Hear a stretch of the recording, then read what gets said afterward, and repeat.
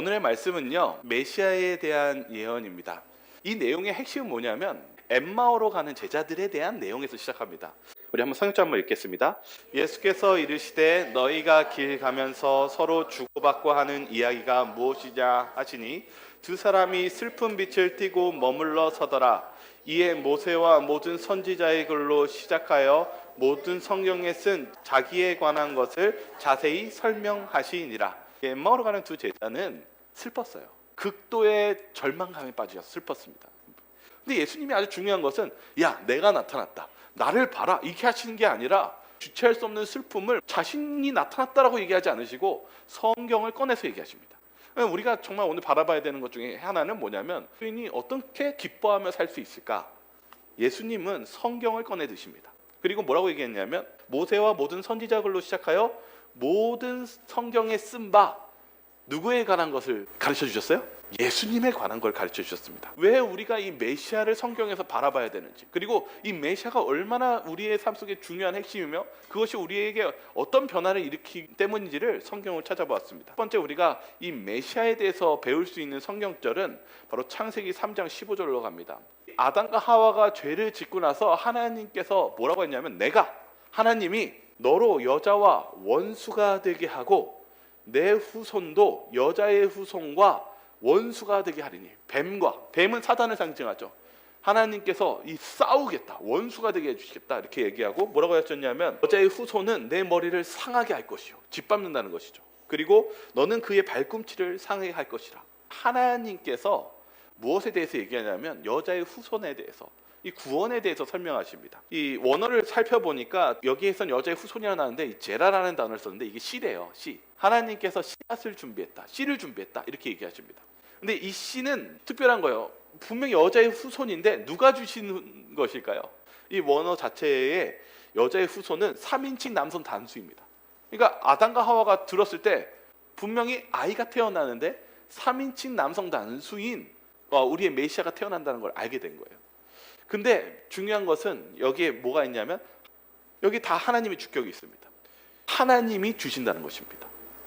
그래서 하와의 소원이 무엇이었을 것 같아요? 이 말 들었을 때 하나님부터 아기를 낳는 것이 하나님의 구원에 우리 메시아가 올 것이라는 고대하며 살았어요. 그래서 이 가인을 낳았을 때 성경은 아도나이 말미암아 등남하였다 이렇게 얘기하는데요. 여기 다른 원어의 해석을 보니까 뭐라고 했냐면 내가 사람을 얻었으니 곧 주 아도나이를 얻었느니라. 그러니까 하와는 이걸 주라고 얘기했거든요. 다시 말하면 이 메시아는 곧 누가 오신다는 걸 아냐면 하나님이 오신다라고 믿었어요. 그러니까 하와는 가인이 태어났을 때 뭐라고 믿었을까요? 메시아라고 믿었던 것입니다. 이 첫째 아이를 낳았는데 내 모든 희망과 소망이 여기한테 들어있는 거예요. 근데 여러분 잘 아시죠? 가인이 어떻게 했어요? 하나님의 말씀을 온전히 따르지 않았어요. 결국은 아벨을 죽였습니다. 이 부조와 선지자는 뭐라고 적혀 있냐면 제물 바쳤을 때 자기의 공로를 가지고 나왔죠. 가인은 마음속으로 불평과 불신을 품고 하나님 앞에 나아갔다. 그는 자기 의존의 길을 택하였다. 그는 자기의 공로를 가지고 나아오려고 하였다. 구속주의 필요성에 대한 인정을 빼어버렸다. 가인은 예수님이 필요 없다라고 한 거예요. 제 예수님 없이도 내가 할 수 있다라고 생각하며 살았던 거예요. 그것은 하나님의 후손의 모습이 아니었습니다. 그리고 결국 아벨을 죽였어요. 여러분 이렇게 메시아를 보면은요, 이 우리의 메시아 사상 안에서 특별히 이 하나님이 선택한 선지자나 백성 안에는 특별히 아이를 갖지 못한 여인들이 많았습니다. 이 사사기 보시면은 삼손이 태어났을 때입니다. 어떻게 보면 불임에 있는 부부였는데 뭐라고 적혀있냐면 여호와의 사자가 그 여인에게 나타나서 그에게 이르시되 보라, 내가 본래 임신하지 못함으로 출산하지 못하였으나 이제 임신하여 아들을 낳으리니. 누가 태어났습니까? 삼손이 태어났습니다. 이스라엘의 구원자가 나타났습니다. 여러분 또 하나 보시죠. 사무엘의 엄마 한나에 대한 이야기입니다. 한나가 너무너무 서러워서 펑펑 울었어요. 왜요? 아이를 갖지 못했고, 그리고 심지어는 그 아이를 가진 그 부인과의 그 갈등 안에 얼마나 서럽게 살았습니까? 그래서 한나가 성소에 들어가서 하나님께 애절하게 기도하면서 얘기합니다. 하나님, 아이를 주시면 제가 그 아이를 하나님께 드리겠습니다. 하나님은요, 하나님의 이 메시아 사상과 하나님께서 선택하신 이 선지자나 이 구원관에서는 하나님이 개입하십니다. 이 하나님의 신적 개입이 있습니다. 제가 왜 오늘 이 말씀을 드릴까요? 하와는 처음에 첫 아이가 태어났을 때 그 아이가 우리의 구원자인 줄 알았어요. 그런데 가인은 그런 사람이 아니었어요. 근데 아니었잖아요. 인생의 쓴맛을 봤어요. 그리고 난 아들이 누구였습니까? 셋입니다. 여기 보시죠. 창세기 4장 25절입니다. 아담이 다시 자기 아내와 동침함에 그가 아들을 낳아 그의 이름을 셋이라 하였으니 이는 하나님이 내게 가인이 죽인 아벨 대신에 다른 씨를 주셨다 함이며. 이 하와가 뭐라고 얘기하고 있어요? 아벨이 죽고 가인이 완전히 그 아닌 사람으로 판정이 나고 나서 얼마나 절망하는 가운데서 다시 하나님께서 셋을 낳았을 때 뭐라고 고백하고 있습니까? 아담이요? 아벨 대신에 뭘 줬다고요? 다른 씨를 줬다. 바로 우리의 구원의 씨, 메시아적 구원의 이 씨는 무엇에 대해서 얘기하냐면 자크두캉은 이렇게 얘기합니다. 메시아의 씨는 자연적으로 잉태된 것이 아닙니다. 그것은 하나님께서 친히 시작하시고 통제하시는 씨앗입니다. 이것은 바로 성경에서 출생이 그토록 중요한 역할을 하는 이유입니다. 이 아이를 가질 수 없는 한나나 삼손의 그 부모님은 무엇이었냐면 아이를 가질 수 없었어요. 하나님께서 슬픈 형편과 그런 상황을 보시고 그 삶에 개입해 주셨어요. 실은 하나님의 은혜와 사랑 없이는 이루어질 수 없는 것입니다. 이 메시아 과정은 하나님의 전적인 개입이 있어야만 이루어질 수 있는 것이고 하나님의 은혜가 있어야만 일어날 수 있다는 사실입니다. 혹시 여러분 메시아가 원래의 뜻이 기름 부음 받았다는 뜻이라는 걸 알고 계십니까? 하나님께서 선택한 사람, 그 사람의 기름 부었습니다. 특별히 어떤 사람들이 기름 부음을 받았어요? 첫 번째요, 왕, 사울 왕, 다윗이 왕이 됐을 때 머리에 기름 부음을 받았습니다. 두 번째 누구였습니까? 제사장이었습니다. 우리가 이렇게 바라볼 때 이 메시아에 대한 특징을 좀 바라볼 필요가 있습니다. 이 사무엘 하를 보시면요, 처음 아담과 하와의 씨에 대해서 얘기하면서 다음 두 번째 씨에 대해서 얘기합니다. 그것은 바로 다윗에 대한 씨로 표현합니다. 한번 읽어볼까요? 사무엘하 7장 12절과 13절입니다. 내 수완이, 시작. 내 수완이 차서 내 조상들과 함께 누울 때에 내가 내 몸에서 날 내 씨를 내 뒤에 세워 그의 나라를 견고하게 하리라. 그는 내 이름을 위하여 집을 건축할 것이요 나는 그의 나라 왕 위에 영원히 견고하게 하리라. 하나님께서요 메시아에 대해서 말씀하셨는데 처음에는 아담과 하와에게 뭐라고 얘기했냐면 그 악을 진멸할 여자의 후손을 주시겠다고 말씀하셨어요. 그런데 이제 다윗의 씨, 이 메시아가 어떠한 메시아라고 얘기하냐면 악을 진멸하는 메시아뿐만 아니라 이제는 어떤 분이 온다고 얘기하는 거 하고 있어요? 통치자로서 오신다고 얘기하고 있습니다. 우리는 이 부분에 대해서 좀 바라볼 필요가 있습니다. 왜냐하면 다윗은 메시아의 도래에 있어서 두 가지를 이 시편을 통해서 얘기하고 있습니다. 첫 번째는 왕입니다. 여기 시편 110편 1절과 2절 한번 볼까요? 여호와께서 내 주에게 말씀하시기를 내가 내 원수들로 내 발판이 되게 하기까지 너는 내 오른편에 앉아 있으라 하셨도다. 여호와께서 시온에서부터 주의 권능의 규를 내 보내시리니 주는 원수들 중에서 다스리소서. 예수님이 왕의 신분이라고 얘기하면서 하나님 우편의 보좌에 앉으신 우리의 구원자라고 얘기하십니다. 예수님은 우리의 통치자시며 온 우주의 통치권을 가지신 그러한 우리의 메시아로서 오실 것입니다. 그것은 우리에게 큰 힘과 능력을 얘기합니다. 우리가 사단의 오늘 죄된 인생 속에서 사단의 지배를 받고 있는 것 같이 우리가 살고 있지만 예수님께서는 우리를 위해서 십자가에 승리하시고 우리의 왕이 되셨다는 사실입니다. 왜 우리가 예수님을 메시아를 바라보면서 기뻐할 수 있는가? 왜냐하면 예수님은 우리를 죄에서 구원하실 뿐만 아니라 세상을 주관하시는 그런 힘 있는 그 능력이 예수님께 있다는 사실을 다시 한번 설명해 드리는 것입니다.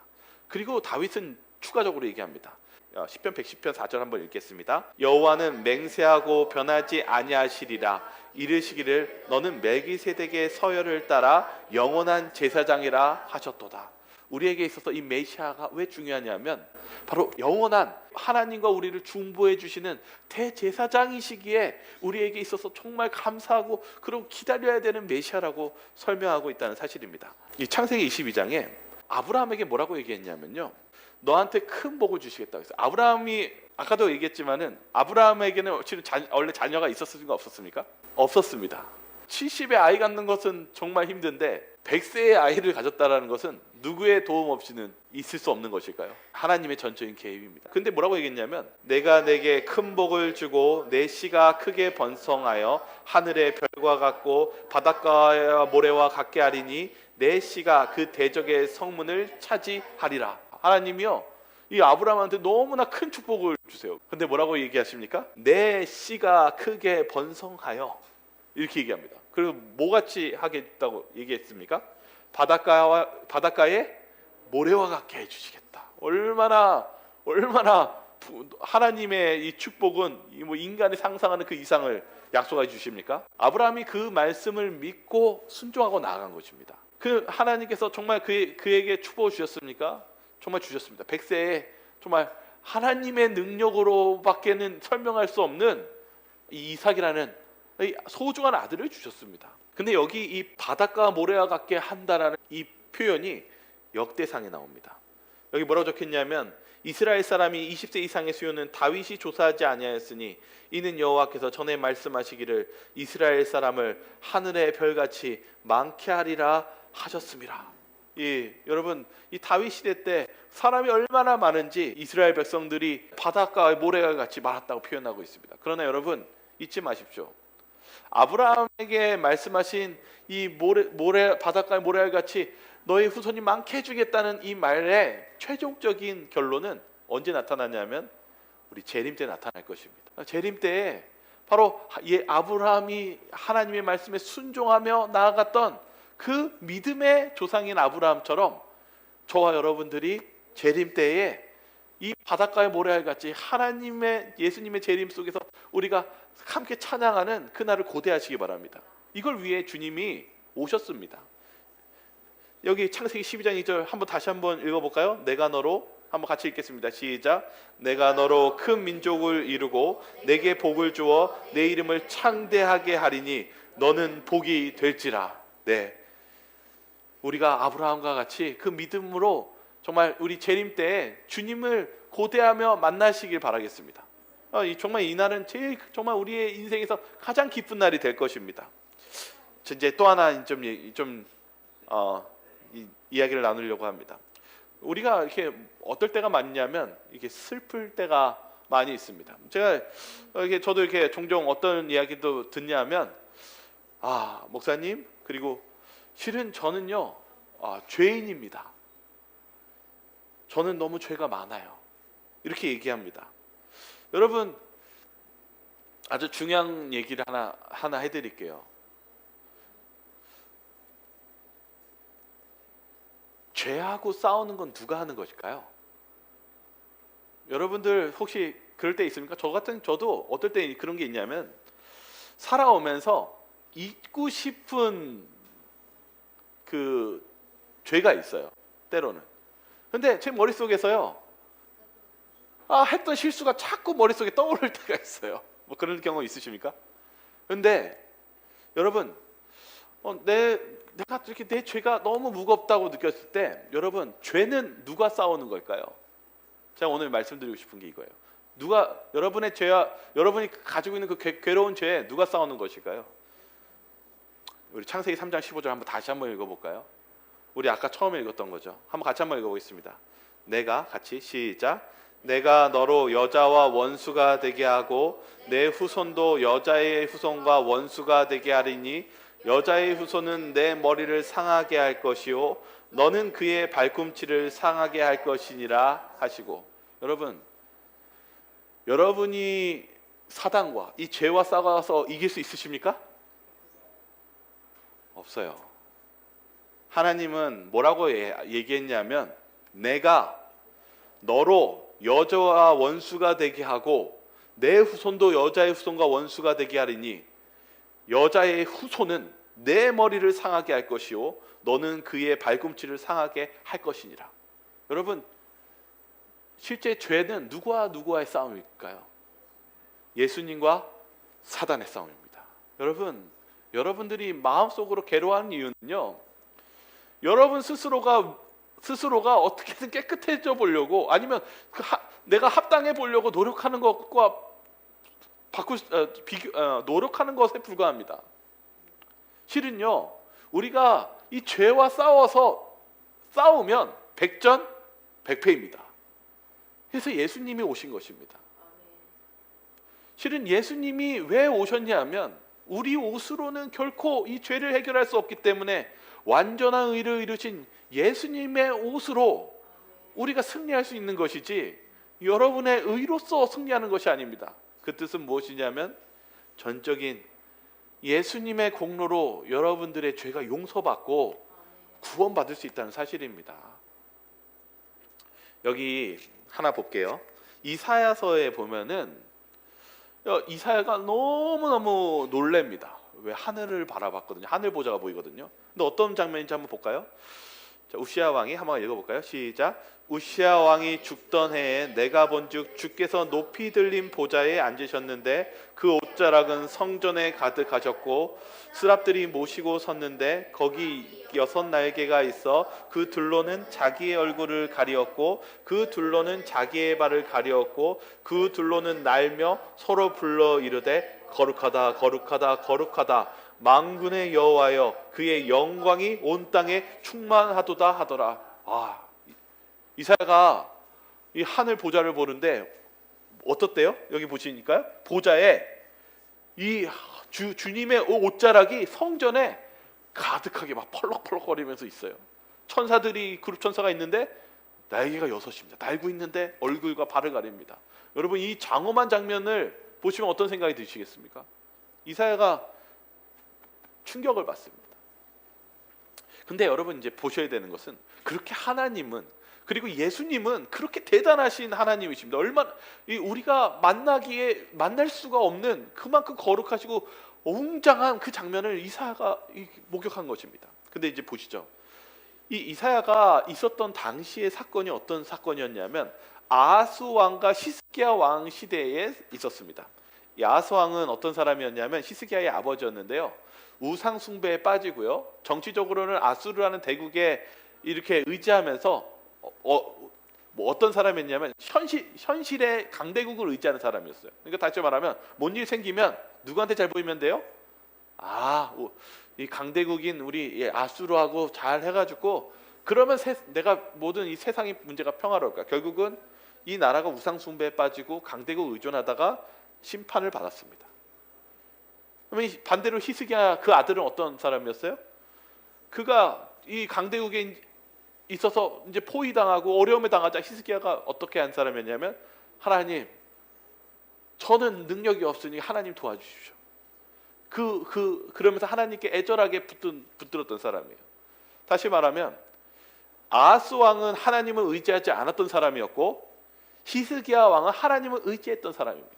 그때에 이사야서 49장 5절 7절에 하나님께서 이사야에게 한 이상을 보여주십니다. 이게 이제 메시아를 보여주시는데 왜 이 장면을 보여주는지 같이 한번 보겠습니다. 좀 길죠? 좀만 보겠습니다. 한번 49장 5절과 7절 한번 읽어볼까요? 이제 시작. 이제 여호와께서 말씀하시나니 그는 태에서부터 나를 그의 종으로 지으신 이시요 야곱을 그에게로 돌아오게 하시는 이시니 이스라엘이 그에게로 모이는도다. 그러므로 내가 여호와 보시기에 영화롭게 되었으며 나의 하나님은 나의 힘이 되셨도다. 그가 이르시되 내가 나의 종이 되어 야곱의 지파들을 일으켜서 이스라엘 중에 보존한 자를 돌아오게 할 것은 매우 쉬운 일이라. 내가 또 너를 이방의 빛으로 삼아 나의 구원을 베풀어서 땅 끝까지 이르게 하리라. 이스라엘의 구속자 이스라엘의 거룩한 이이신 여호와께서 사람에게 멸시를 당하는 자 백성에게 미움을 받는 자 관원에게 종이 된 자에게 이같이 이르시되 왕들이 보고 일어서며 고관들이 경배하리니 이는 이스라엘의 거룩하신 이 신실하신 여호와 그가 너를 택하였음이니라. 아니 이사야가 깜짝 놀랍니다. 왜냐하면 지금까지 메시아는 우리의 죄를 우리의 죄를 짓밟아서 이 악에서 승리하시고 두 번째 무엇입니까? 우리의 왕으로서 제사장으로서 통치하시고 중보하시는 메시아라고 우리가 이제 그동안 알고 있었는데 이사야가 바라보는데 이사야의 삶 속에서 너무 힘든 것입니다. 강대국이 포위되고 이 히스기야는 하나님께 매달리며 기도하니까 보여주신 메시아는 종되신 메시아입니다. 종의 모습을 한 메시아. 갑자기 완전히 이미지가 완전히 뒤죽박죽 바뀌는 것입니다. 왜 종이 되셔야만 하셨을까? 그리고 왜 하나님께서는 왜 종 대신 이 처절한 이 장면을 이사야에게, 처음의 장면에서 그 화려하고 하늘 궁전에서 옷자락이 휘날리는 그런 장엄하신 하나님이 왜 종의 모습으로 오셔야만 했는가? 이사야서 53장 1절과 7절을 보면은요, 좀 더 자세하게 나타납니다. 제가 한번 좀 읽어드릴게요. 우리가 전한 것을 누가 믿었느냐? 여호와의 팔이 누구에게 나타났느냐? 그는 주 앞에서 자라나기를 연한 순 같고 마른 땅에서 나온 뿌리 같아서 고운 모양도 없고 풍채도 없은즉 우리가 보기에 흠모할 만한 아름다운 것이 없도다. 충격을 받은 것입니다. 이사야가 이렇게 바라봤는데 메시아가 어떤 사람이에요? 분명히 하늘에서는 장엄하고 화려한 모습이었는데 보니까 종된 모습, 볼품없는 모습, 실망스러운, 아름다움이 사라진 그런 모습이에요. 근데 뭐라고 하냐면, 좀만 더 읽겠습니다. 그는 멸시를 받아 사람들에게 버림을 받았으며 강고를 많이 겪었으며 질고를 아는 자라. 뭐라고 얘기합니까? 볼품없이 나타나셔서 고통을 당하신대요. 그리고 뭐 한대요? 질고를 아는 분이시래요. 하나님이 고통과 고난과 그런 모든 것들을 경험하시는 분이에요. 뭐라고 하냐면, 마치 사람들이 그에게서 얼굴을 가리는 것 같이 멸시를 당하였고 우리도 그를 귀히 여기지 아니하였도다. 그는 실로 우리의 질고를 지고 우리의 슬픔을 당하였거늘 우리는 생각하기를 그는 징벌을 받아 하나님께 맞으며 고난을 당한다 하였노라. 이사야가 본 게 무엇입니까?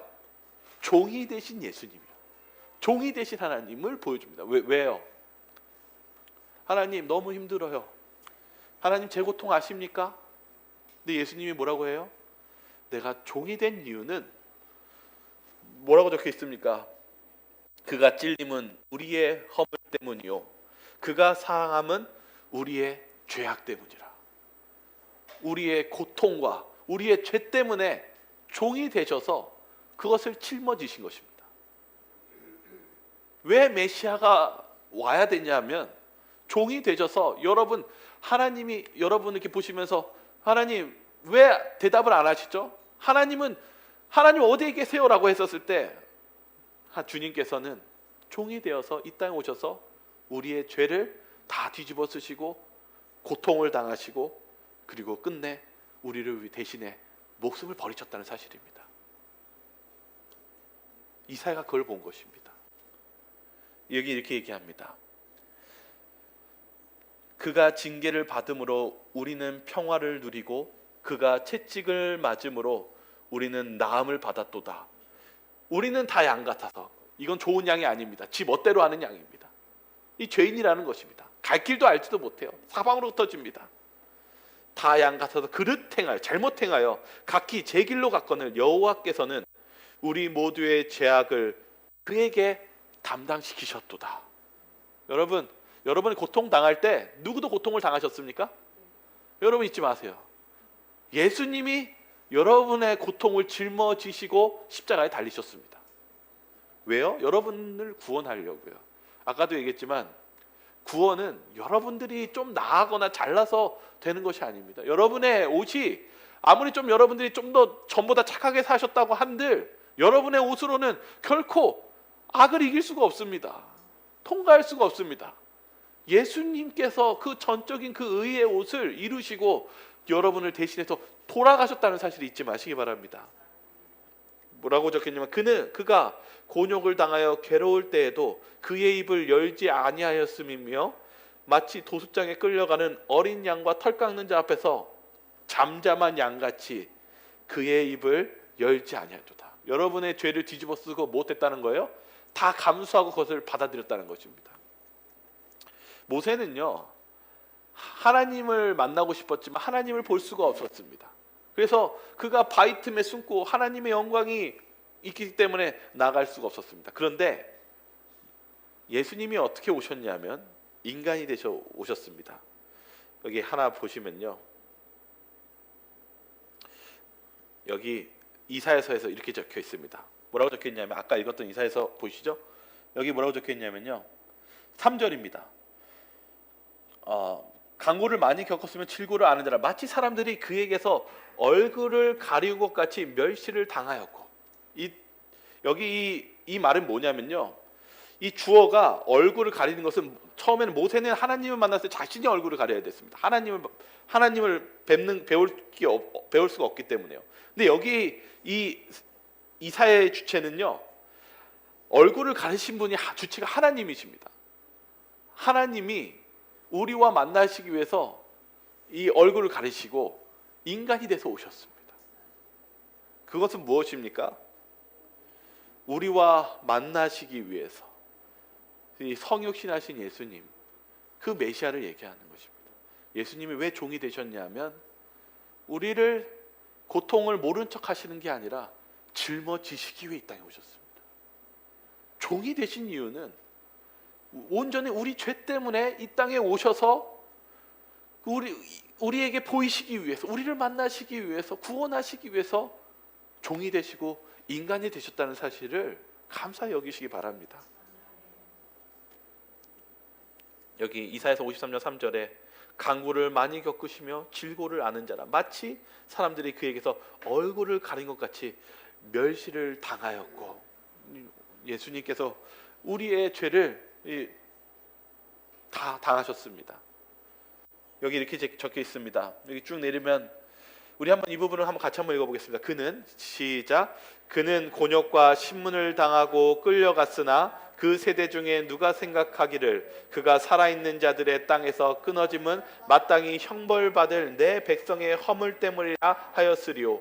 그는 강포를 행하지 아니하였고 그의 입에 거짓이 없었으나 그의 무덤이 악인들과 함께 있었으며 그가 죽은 후에 부자와 함께 있었도다.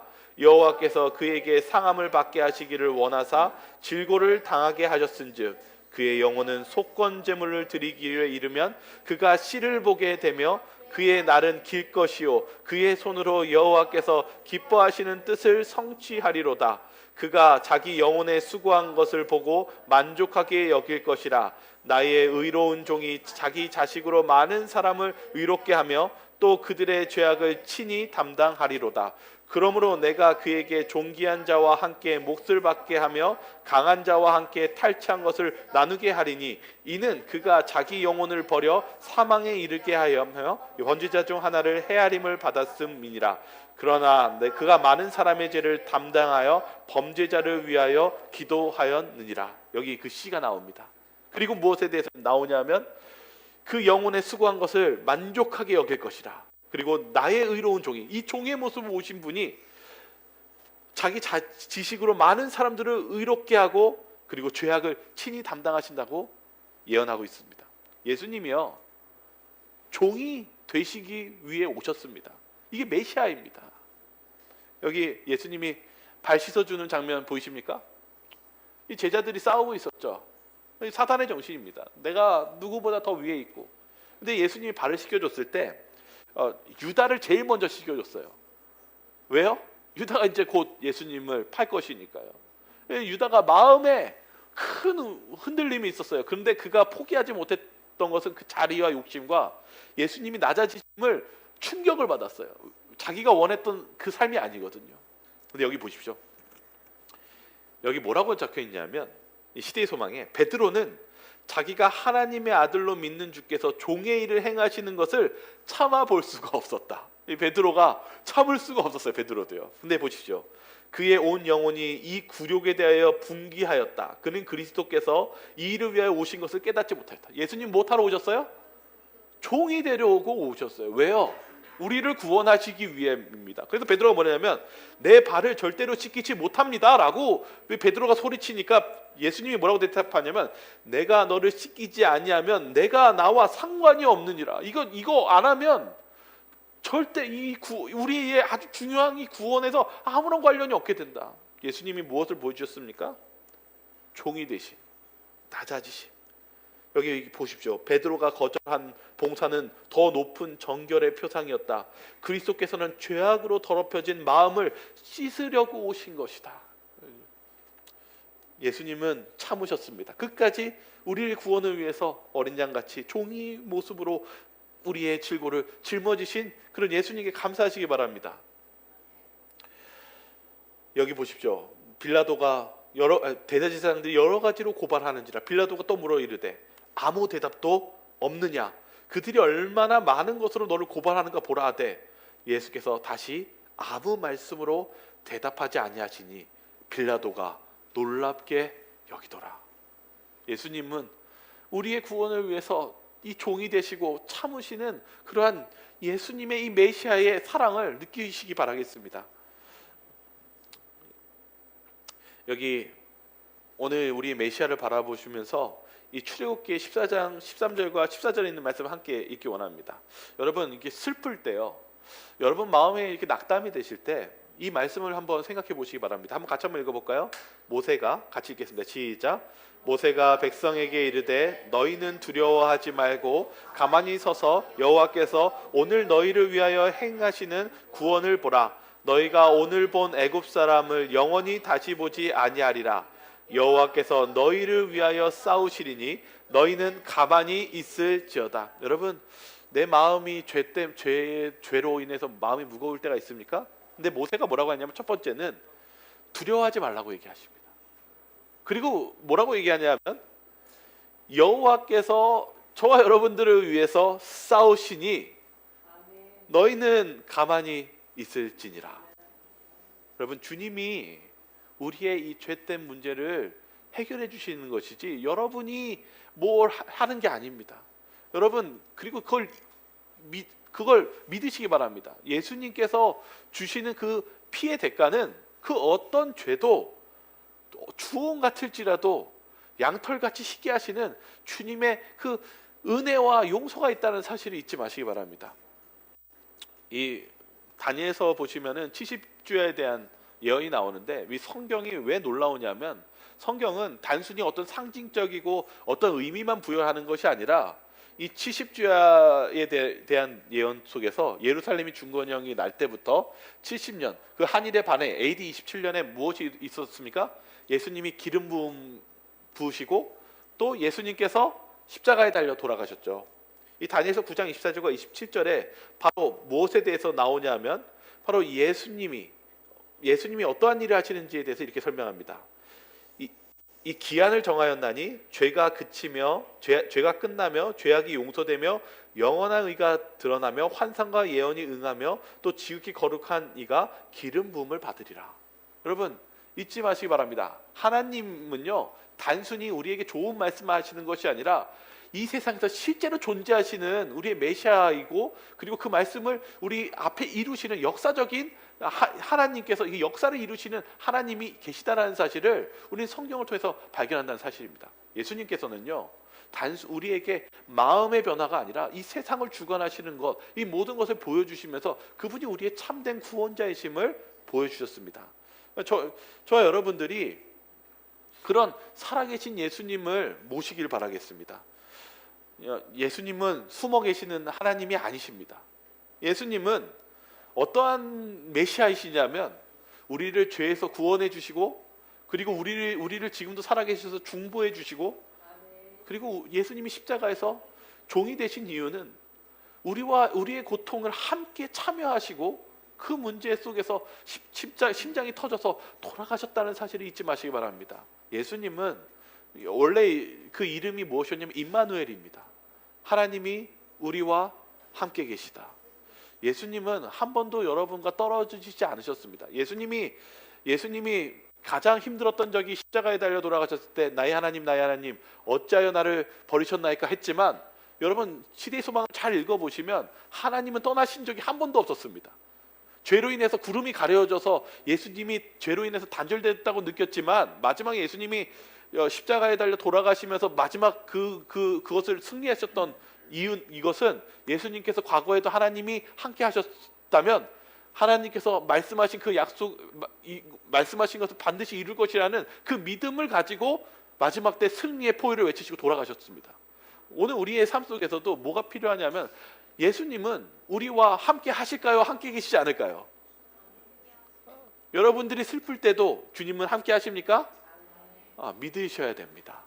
예수님은 십자가에서 돌아가신 것으로 끝나신 것이 아니라 예수님은 통치자로서, 그리고 우리의 제사장을 중보자로서 우리를 도와주실 준비와 그리고 방법과 계획을 갖추고 계신다는 사실입니다. 우리 주님 믿어야 되지 않겠습니까? 우리가 살아계신 예수님을 믿으며 나아가야 되지 않겠습니까? 예수님이 여러분의 고통을 모르시는 것이 아니라 여러분의 고통을 짊어지셨다는 것까지 여러분들이 그 메시아로 받아들인다면 주님이 감사하지 않으십니까? 그런 감사하신 예수님이 있습니다. 이제 마지막 엠마오로 가는 길의 마지막 부분을 좀 더 읽고 마치도록 하겠습니다. 이 엠마오로 가는 두 제자들이 실은 너무 슬펐어요. 너무 슬퍼가지고 있는데 예수님이 야, 나 살았다 이거를 얘기하신 게 아니라 성경을 다시 보게 했습니다. 여러분 마음속에 마음이 침울하고 마음에 생동감이 없다면 여러분들이 먼저 해야 되는 것은 성경을 펴시는 것이고 하나님의 말씀을 읽는 것입니다. 특별히 이 성경은 누구에 관한 것을 얘기하고 있냐면 우리가 예수님을 향하게 만들고 있습니다. 우리가 그런 예수님을 향하게 말씀을 연구하고 예수님을 만나야 됩니다. 근데 이제 두 번째 아주 중요한 것을 이제 엠마오에 가는 두 제자를 통해서 보겠습니다. 누가복음 24장 27절, 29절, 31절 읽겠습니다. 이에 모세와 모든 선지자의 글로 시작하여 모든 성경에 쓴 바 자기에 관한 것을 자세히 설명하시니라. 그들이 강권하여 이르되 우리와 함께 유하사이다. 때가 저물어가고 날이 이미 기울었나이다 하니 이에 그들과 함께 유하러 들어가시니라.